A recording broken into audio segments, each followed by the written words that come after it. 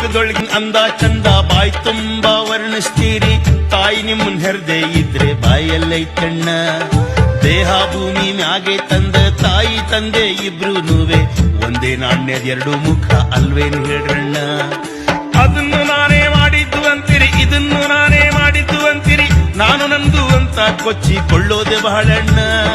ನ್ಯಾಯವಾಗಿ ಹೇಳ್ರಿ ನಿಮ್ಮ ಅಸ್ತಿತ್ವ ಎಲ್ಲೈತಂತ, ಮೂಲ ಬುನಾದಿ ತಂದೆ ತಾಯಿ ಜಪ್ತಿ ಇರ್ಲಣ್ಣ.